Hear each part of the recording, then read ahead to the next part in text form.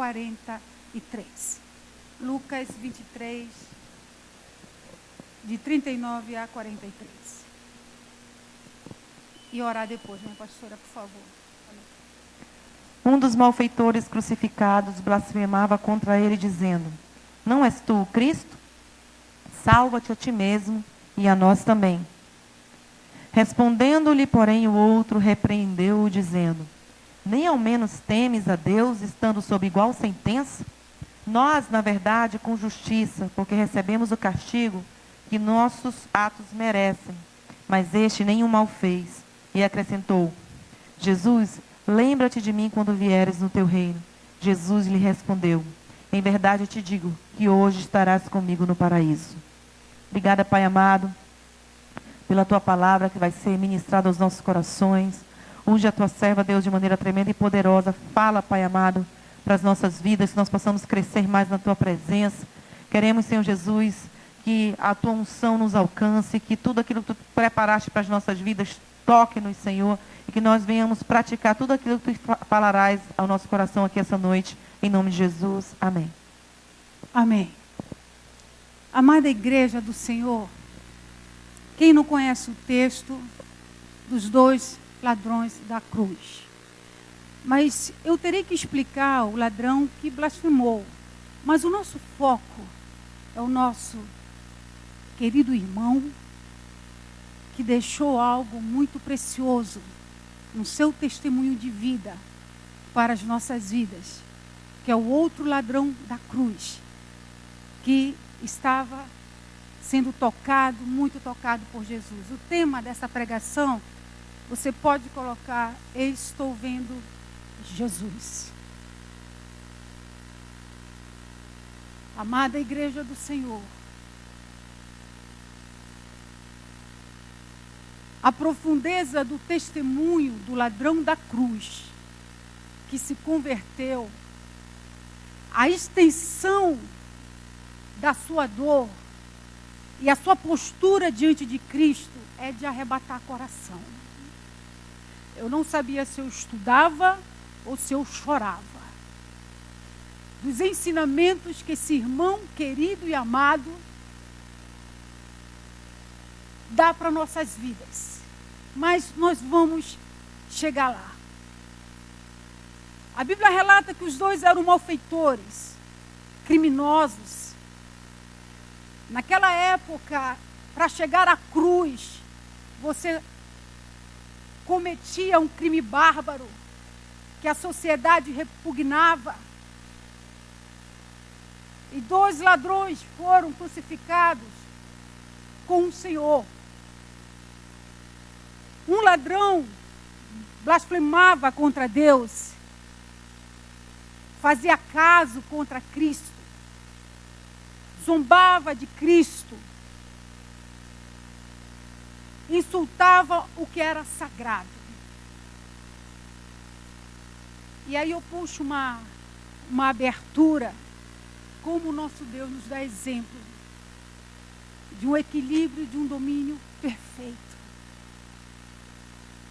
Ele tinha um filtro divino que ele não se deixava atiçar, influenciar. Ele não se deixava envolver pelas vozes vindo do mundo espiritual e pelas vozes que o inimigo usava para atiçar a sua natureza humana, para agitar a sua natureza humana, para fazer com que Cristo pecasse diante de tamanha missão. Cristo permanecia numa excelência extraordinária de exemplo para nós.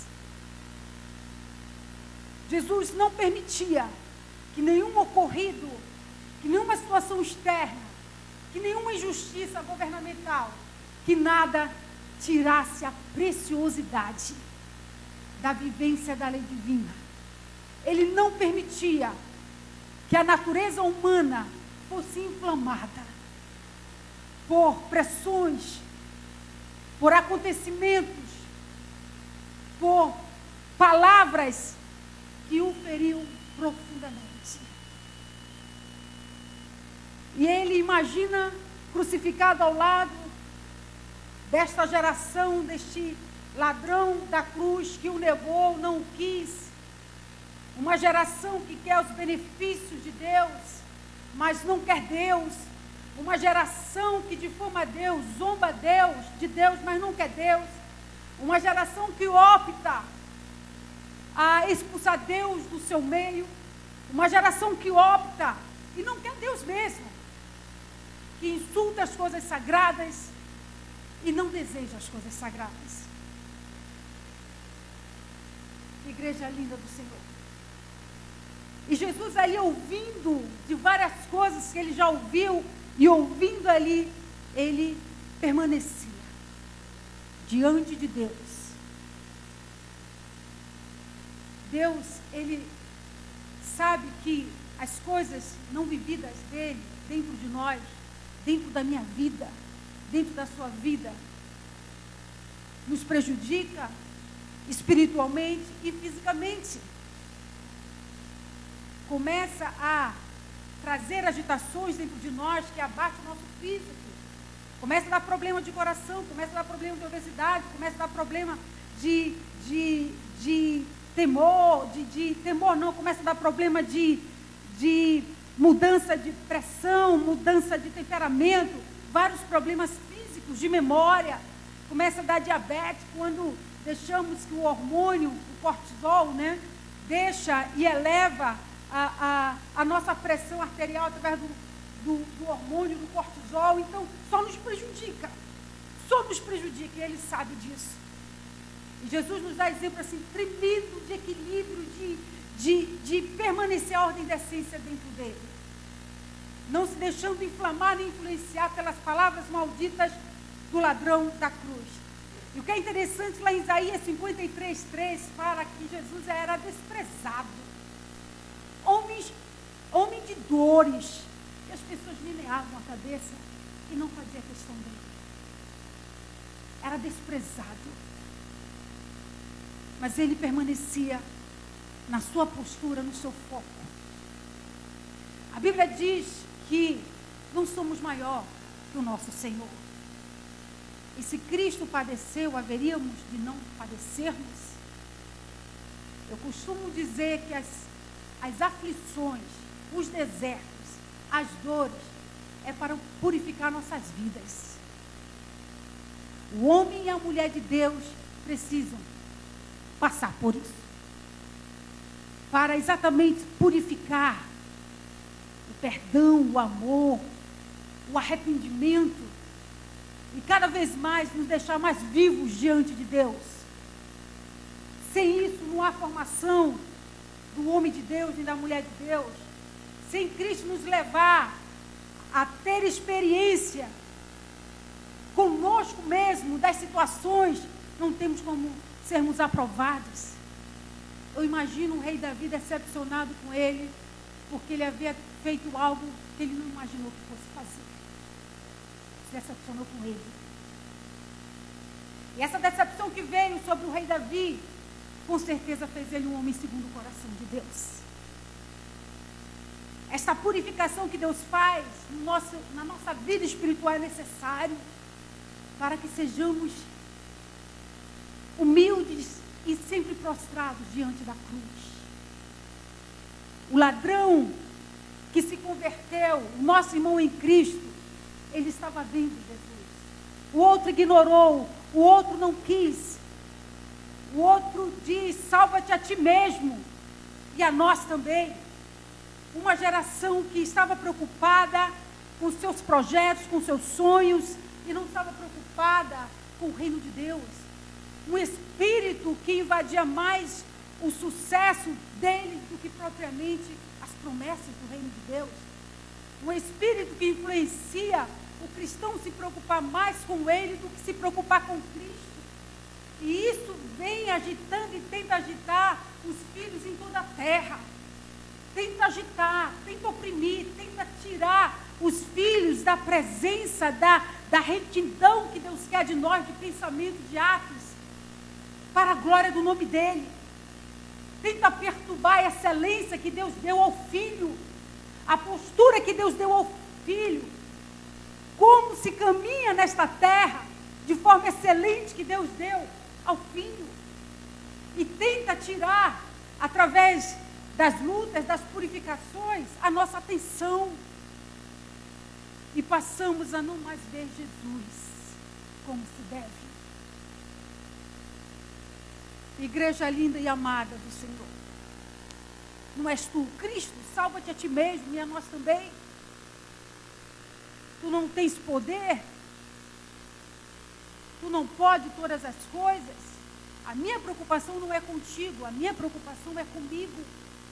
Um dos enganos que muitos crentes têm sido destruídos diante de Deus é a super preocupação com o seu coração, com a sua vida, e tira a visão do propósito do que Deus está fazendo para que Ele possa atuar, para que Ele possa se revelar, para que Ele possa se manifestar e mostrar o propósito dEle em todas as coisas. E nós passamos por isso. E Jesus deixa um exemplo que, se eu não manter a ordem da essência dentro de mim, eu vou me inclinar, eu vou sair dos caminhos perfeitos da excelência do poder de Deus em nossas vidas. E igreja linda, a Bíblia conta que o outro ladrão que se converteu repreende e fala assim: nem ao menos temes a Deus estando sob igual sentença. O outro imediatamente combate o outro, e nós vamos ver de que forma ele combateu. E nós vamos ver que a nossa experiência cristã de muito tempo equivale à experiência do irmão na cruz do Calvário, porque o que ele passou, ele alcançou o ápice do sofrimento. Ele estava ali alcançando o ápice da dor.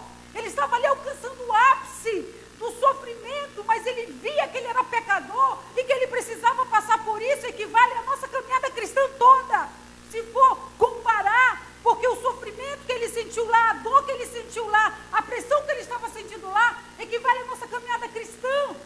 Vocês vão ver isso na declaração de um homem crucificado. Igreja linda e amada do Senhor, Ele não permite aquelas palavras, porque são palavras injustas. Ele não permite que aquele homem continue a falar, porque são palavras não verdadeiras, direcionadas ao Cristo ou à lei de Cristo. Ele se posiciona, missionária, como que ele pode se posicionar? Missionário, qual foi o que ele estava passando para ele se posicionar daquela forma bendita? O estado dele, social, psicológico e físico, estava destruído. Estava completamente destruído.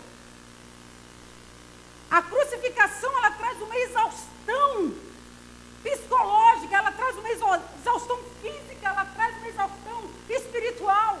Ele começa a sofrer desde o flagelamento, fica nu para poder, a parte das costas, para poder ser açoitado com a sorrague, né, que são tipo umas tranças de borracha que nas pontas tem pontas de ossos, às vezes de ferro. Então o ato da crucificação veio uma tormenta muito grande até chegar na cruz. Ele estava ali acabado emocionalmente, psicologicamente, espiritualmente, fisicamente. Ele estava ali sem condições de sequer pensar o bem. Ele não tinha condições de falar o que ele falava para Cristo, mas quem estava ao seu lado era Cristo. E Cristo ali, para mim, eu digo que foi o culto mais silencioso, mais bendito de toda a Bíblia.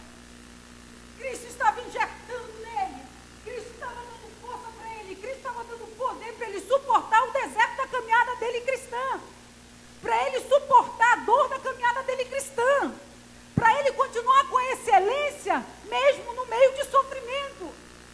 E olha o que é lindo, amada igreja do Senhor. A Bíblia diz em Oséias 4,6, fala que o meu povo peca porque falta conhecimento. Meu povo erra porque faltou discernimento. Meu povo erra porque faltou compreensão. O meu povo erra porque faltou o entendimento e a prática da palavra. E isso acontece na nossa caminhada cristã. exatamente para a gente saber que a gente não é o bambambam. É exatamente para a gente saber que a gente é pó. É exatamente para a gente saber que a gente precisa de Jesus. É exatamente para a gente saber que o tempo de fé da missionária não é nada se não estiver nos pés da cruz. É exatamente para mim entender que o poder, a soberania, a graça, a transformação, o realizar é de Deus e não do meu tempo de fé. Igreja linda do Senhor. O meu povo está sendo destruído porque lhe falta conhecimento. A rejeição da vivência, do entendimento, da percepção exata da luta, de esperar o agir de Deus e não nos corrompemos. E todos nós, igreja linda, temos experiências lindíssimas de desertos, de dores, de aperfeiçoamentos, de se recompor diante de Deus, todos nós. Mas isso é necessário na caminhada cristã para que cada vez sejamos mais puros, mais santos, mais dentro da visão divina e que não haja em nós nenhuma impureza de entendimento, de sentimento ou de conhecimento. Porque quando há essa purificação, quando se deixa esse trabalho, quando você se recompõe e deixa Deus trabalhar, você não pode ser destruído. Você não tem como ser destruído. Porque a esperança, ela não engana. A esperança da vida. Igreja linda do Senhor. O outro ladrão fala, nem ao menos temes a Deus, estando de igual modo, de igual sentença. Eu imagino o ladrão da cruz, o irmão convertido. Que esperança. Jesus estava ali do lado dele morrendo, gente. O Deus estava ali do lado dele, sofrendo como ele. Mas ele tinha uma nobreza de percepção, de sensibilidade, de conhecimento. Ele tinha uma percepção tão linda que ele deixou na dor, no sofrimento, porque ele era pecador, ser direcionado por Cristo. Igreja do Senhor. E ele estava ali em tormenta mesmo. A cabeça, quando baixava, dava falta de ar. Muitas vezes eles colocam aquele apoio no pé, é só para prolongar a dor. Aquele apoio é para o homem ficar sofrendo mais ainda. Então, fora os rompimentos internos, fora os problemas que ele tinha físico, havia uma pressão espiritual para que ele, do lado de Jesus, não demonstrasse nada, não acreditasse nele, não liberasse nada que desse a entender que ele estava sendo abastecido por Cristo, que ele estava sendo fortalecido por Cristo, que ele estava sendo instruído pela grandeza, pelo poder, só pela presença de Deus. No escolhido foi o culto mais silencioso que já aconteceu. E ele rebate dizendo assim: nós, na verdade, com justiça, porque recebemos o castigo que os nossos atos merecem, mas este nenhum mal fez. Olha a visão perfeita no meio das dores, da purificação, do reconhecimento de que é um pecador. Ele exorta o outro ladrão e fala bem assim: nós pecamos. Ele poderia dizer bem assim: mas Senhor, eu me arrependi, eu estou aqui. Ele se via como um pecador. Eu estudando esta palavra, eu até falei isso para a Nayuki, um pequeno refrão Deus deu, e na minha comunhão com Deus, comecei a chorar. Porque no refrão ele dizia assim: não leve em consideração minha voz não, igreja. Continue aqui no banco, não leve em consideração. E a frase do refrão mais ou menos assim, eu comecei a chorar muito, porque eu sou uma pecadora. Eu vou chegar diante de Deus e dizer que eu não sou pecadora? Eu vou chegar diante de Deus e falar que eu não tenho transgressão? Eu vou chegar diante de Deus e falar que eu não mereço passar o que eu estou passando? Estou dando um exemplo? E saiu um refrão mais ou menos assim. E eu chorava muito. Sou pecador, sou pecador, sou pecador, sou pecador. Não há outra forma de se aproximar de ti se não for um pecador. e o ladrão da cruz estava diante de Jesus. Eu vou falar o que para ti, mestre? Eu vou falar que eu sou boa, mestre. Eu vou falar que eu não peco, mestre. Eu vou falar que tu não sonda minha mente, o meu coração e sabe onde eu tenho falhado, onde eu tenho errado, onde eu tenho pecado, mestre. Eu sou um criminoso, eu sou um bandido, eu sou vendido para a escravidão do pecado. Eu estou diante de ti e eu tenho visto e reconhecido que tu és o Cristo vivo. Igreja linda do Senhor, poucas palavras. E ele vendo Cristo, e o Senhor falando na sua postura, no seu silêncio, e aquele entendimento encharcando a mente do nosso irmão querido, ladrão da cruz, enchendo do arrependimento, que eu conceituei aqui, é uma profunda reflexão da verdade em nós que tem que bater com os nossos atos. O arrependimento é uma profunda reflexão de Deus em nós que tem que bater com os nossos atos, senão não houve arrependimento. Tem que bater com os nossos atos, tem que bater com os nossos passos, tem que bater com o coração de Deus, senão não houve arrependimento. Igreja linda, lá em Romanos 7, Paulo fala dessa luta, porque eu sei que em mim, isto é, na minha carne, não habita bem nenhum, pois o querer o bem está em mim, não porém o efetuá-lo. Porque não faço o bem que prefiro, mas o mal que eu não quero, esse faço. Mas no 25 ele arrebenta a boca do balão. Mas graças a Deus por Jesus Cristo, mas graças a Deus, ele me faz viver o bem. Mas graças a Deus ele me faz esperar a promessa. Mas graças a Deus ele me instrui para os planos dele. Mas graças a Deus ele me mostra que eu sou um pecador. Mas graças a Deus ele direciona os meus caminhos. Mas graças a Deus ele aviva novamente. Mas graças a Deus ele recompensa a justiça. Mas graças a Deus ele aviva constantemente. Mas graças a Deus ele perdoa os meus pecados. Mas graças a Deus ele me dá poder para que o que eu falo condiz com o que eu ajo. Mas graças a Deus ele nos faz vencer a escravidão do pecado. Igreja linda. Jesus vira para ele e fala: lembra-te de mim quando vieres do seu reino. Lerei de novo. E acrescentou, disse o ladrão para Jesus: Jesus, lembra-te de mim quando vieres do teu reino. Como pode alguém desfigurado, gente, ter a esperança? Como pode alguém desfigurado liberar palavras de fé? Como pode alguém desfigurado falar que Senhor, lembra dele para que ele esteja no reino do Senhor? Como pode? Por isso que eu digo que ele deixa um legado de esperança, de fé. Ele não olhou o Cristo crucificado, ele viu Deus. Ele não olhou o homem que estava de igual sentença com ele. Ele viu o próprio Deus, ele viu a necessidade daquilo, ele viu um propósito naquilo, ele viu a presença de Deus naquilo. Igreja linda. Ele foi firme no seu estado até o final. Não se deixou influenciar pelos valores do inferno. Ele não vendeu sua alma. Ele não permitiu que a sua alma fosse pega. Ele falou: Senhor, lembra-te de mim. E Jesus responde, já para finalizarmos. Jesus lhe respondeu: em verdade te digo que hoje estarás comigo no paraíso. Igreja linda, deixa eu falar. Ele é fiel. E ele vai pegar a tua vida e vai moldar.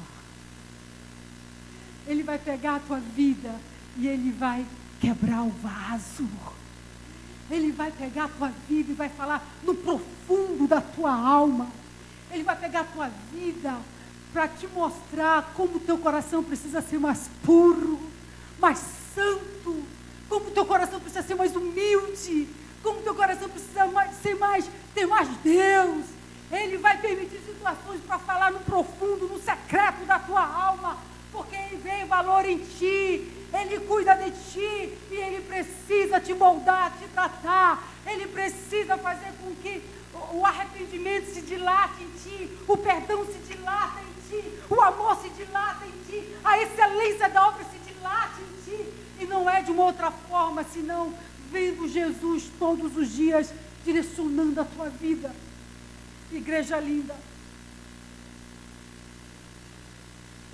O ladrão da cruz sabia que mesmo com essas palavras de Cristo, ele era um pecador. Sabe aonde que o inferno não tem poder sobre nossas vidas? Quando estamos passando por purificação e aperfeiçoamento com Deus. Quando chegamos para Ele e dizemos, eu sou pecador. Eu transgredi. Eu pequei. Eu passei dos limites. Eu saí da conduta perfeita tua. Eu sou pecador. E nós só conseguimos ver. Eu peço que o grupo de louvor já suba pelo meu tempo. Peço que a amada igreja fique de pé. E nós só conseguimos ver. Nós só conseguimos crescer. Nós só conseguimos ver Cristo agir na nossa vida e no nosso ministério. Quando a gente entende os propósitos dele nas nossas vidas. Você se considera um pecador? Você se considera um pecador? Então quem vai te justificar é Cristo. Mediante o teu arrependimento e a tua postura diante dele. Ele só quer que você reconheça as tuas transgressões e trabalhe mais em falar. E por que a palavra vem em Jesus? Porque enquanto eu estiver vendo Jesus, eu vou estar me vendo. Eu vou estar vendo meus erros, meus pecados, as minhas transgressões, e a vida dele iluminará a minha. Mas sabe o que ele vai fazer contigo? Ele vai te erguer, vai te levantar, vai te ajudar. E você vai passar por uma outra dimensão. Porque você entendeu que você é um pecador. E que as mãos do oleiro estão te moldando. Para que você não seja enganado e destruído. Senhor, a tua igreja bendita está aqui. A tua igreja, Pai, que tem deixado o teu conhecimento, o teu poder, a tua purificação moldar. Que tem permitido, Pai, que tem deixado suas razões, que tem deixado, Deus, que tu moldes, que tu toques, que tu fazes, e que espera a tua forma, o teu jeito, para poder se encaixar na cruz. Há muitos que não estão por aí afora também, Pai, não estão encaixados na cruz. O braço está abaixado, o outro está levantado, o pé está fora do formato da cruz, a cabeça está virada. E é por isso que nós estamos aqui, porque tu estás nos ajeitando, Pai. Estamos nos posicionando, pedindo perdão, crescendo, esperando, sendo purificados, para estender as mãos devidamente na cruz e fazermos a postura correta dos filhos que te amam, Pai. Continue abençoando nossas vidas, nossos corações. Continue nos enchendo de Ti. Em nome de Jesus. Em nome de Jesus. Amém.